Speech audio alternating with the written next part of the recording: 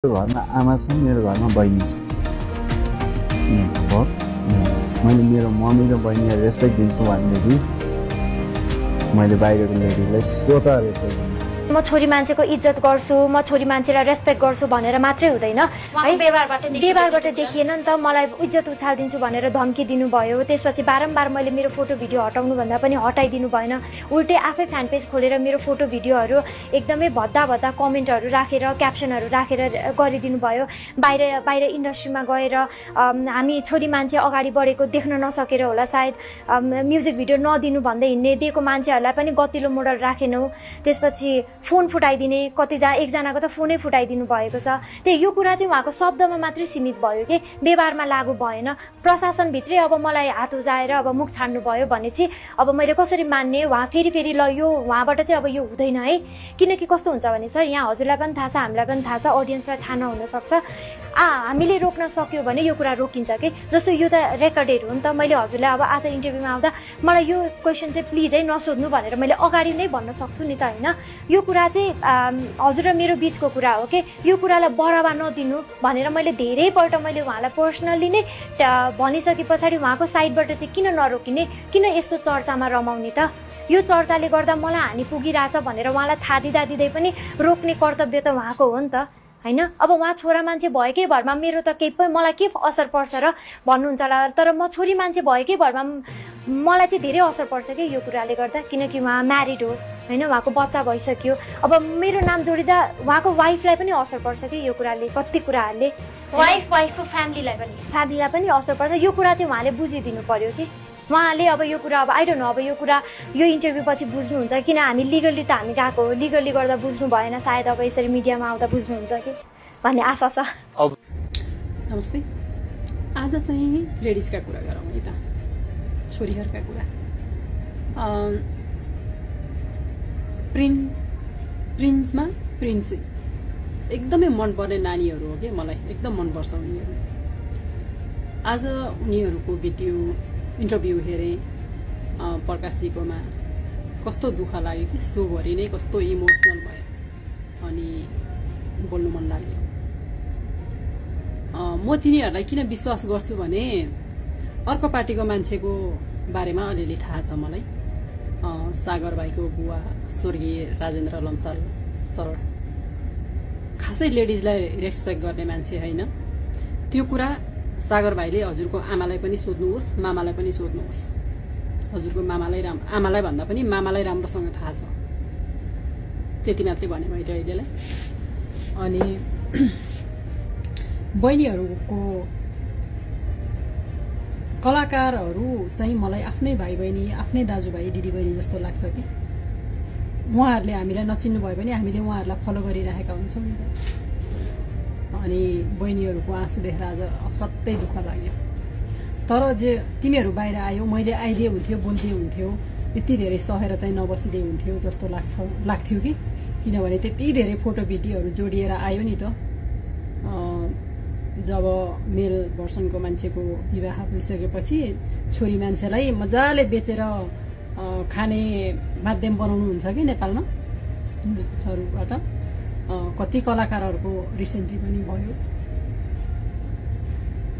त्यही भएर त्यस्तरी आइरहँदाखेरि तपाईँहरूले न्युज बनाएर बेचेर आफ्नो घर चलाइरहँदाखेरि त्यो बहिनीहरूको नयाँ घरमा जाँदाखेरि फ्यामिली र समाजले हेर्ने नजर कस्तो हुन्छ होला? त्यो बहिनीहरूलाई भोलि जिन्दगी बिताउनको लागि कति कुरा सहनुपर्छ होला, सुन्नुपर्छ होला भन्ने तरिकाले सोचिदिनुहुन्न कि। त्यस्तरी सोचिदिनु भयो भने चाहिँ राम्रो हुन्थ्यो होला। जसले न्युज बनाउनुहुन्छ उहाँहरूले पनि भोलि विवाह गर्नुपर्छ। ती बहिनीहरूले पनि विवाह गर्दा पनि फेरि आउने होला नि ती फोटो भिडियोहरू त सेभ हुन्छन्, मजाले राखिएको हुन्छ, कति जतन गरेर राखिएको हुन्छ नि त। किनभने फेरि बेच्नुपर्छ उहाँहरूलाई, फेरि त्यहाँबाट निकाल्नुपर्छ घर खर्चहरू। त्यो तरिकाले आफ्नो घर खर्च चलाउनको उसमा दौडानमा अर्काको घर भत्केको थाहा पाउनुहुन्न के नेपालमा। त्यही भएर अलिकति विचार गर्नु होला। छोरी चेलीलाई चलाउनु छुनु भन्दा अगाडि अलिकति विचार गर्नु पर्छ भन्ने कुरा चाहिँ अब बहिनीहरूबाट सुरुवात भएको छ। सबैले लड्नुपर्छ कि, अरू लड्ने भनेको त तपाईँहरू हामी मरिसकेपछि बाटोमा गएर न्याय दे भनेर हात हल्लाउने मात्रै हो। बाँच्दासम्म हाँस्नको लागि त आफ्नो लागि आफै लड्नुपर्छ। सबैजना लड्नुहोस्। कतिजनाको कलाकारहरूको विवाह भइसकेपछि लाइक करिश्मा श्रेष्ठ बहिनी, भोलि उहाँले पनि बिहे गर्नुपर्छ नि त। छोरा मान्छेलाई 7वटा बिहे गर्यो भने मर्द भन्ने हाम्रो देशमा छोरी मान्छे एउटासँग बोलेको थाहा पाउँदा 1000वटा नाम दिने देश हो नि त हाम्रो। अनि त्यस्तो देशमा भोलि विवाह गरेर घर खानुपर्छ, उनीहरूले कति सुन्नुपर्छ होला भन्ने नसोचिदिनु हुने, न्युज बनाउनु हुने, सबैलाई के भन्ने शब्द नै आउँदैन मलाई त। सबै भगवानले गरिदिनुहुन्छ त्यसपछिको शब्दहरू चाहिँ तपाईँहरूको लाइफमा है। तपाईँहरूको पनि छोरी हुनुहुन्छ होला, दाजुभाइ दिदीबहिनी हुनुहुन्छ होला, खाली ठाउँ सबै भगवानलाई जिम्मा दिए। बहिनीहरू be strong, I love you both. तिमीहरू राम्रो गरेको छौ, जे गरेको छौ राम्रो गरेको छौ, पछाडि नहट्नु, नडराउनु। Good luck, love you. Hello नमस्कार, प्रिजमा र प्रिन्सी खतिवडाले कमेडी दरबार र सागर लम्साल विरुद्ध पुलिसमा कमेडी दरबारमा चाहिँ आफू लक्षित केही जोकहरू बनियो भनेर चाहिँ उहाँहरूले चाहिँ उजिर दिनुभएको छ।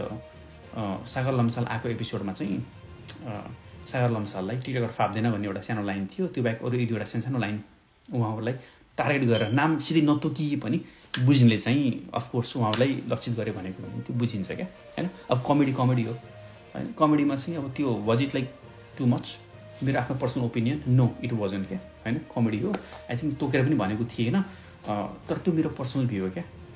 उहाँहरूलाई लक्षित गरेर भनेको कुराले चाहिँ उहाँहरूलाई त्यो कुरालाई असर गर्छ भने चाहिँ मैले यहाँ आएर आई क्यानट डिनाई द्याट क्या होइन, त्यो गलत भन्नु मिल्दैन। उहाँहरूले चाहिँ त्यसलाई whichever way they want deal with, त्यो उहाँहरूको आफ्नो कुरा हो। त्योभन्दा पनि मैले चाहिँ यहाँ आएर यो आज मैले भिडियो बनाउन किन खोजेको भने चाहिँ मैले यो प्रिजमा र प्रिन्सी खतिवडाको चाहिँ मैले पहिला कहिले पनि इन्टरभ्यूहरू हेरेकै थिएन कि होइन। अनि यो घटनाक्रम भइसकेपछि चाहिँ प्रकाश सुवेदी सोमा आएर जुन इन्टरभ्यू उहाँले दिनुभएको छ, मैले त्यो पुरै इन्टरभ्यू हेरेँ क्या सबै। त्यो हेरिसकेपछि चाहिँ I was kind of sucked क्या in a good way.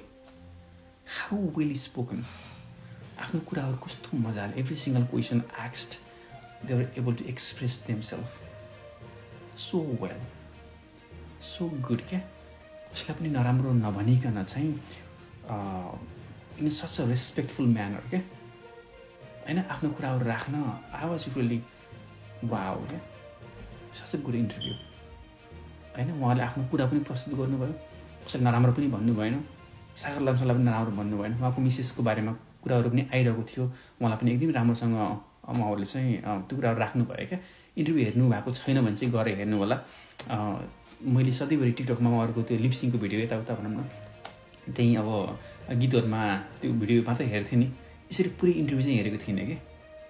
But I was really surprise how well they spoke, how well they were able to express themselves and how well they were able to come. यस्तो सिचुएसनमा पनि आएर आफ्नो कुरा राख्न कस्तो with so much confident क्या, so much grace क्या। त्यसको लागि चाहिँ ह्याट्स अफ। किनभने आफूलाई लागेको कुरा एक्सप्रेस गर्न सक्नु, त्यसरी डिल गर्न सक्नु भनेको that's it needs courage plus you know it's they did in such a good way क्या।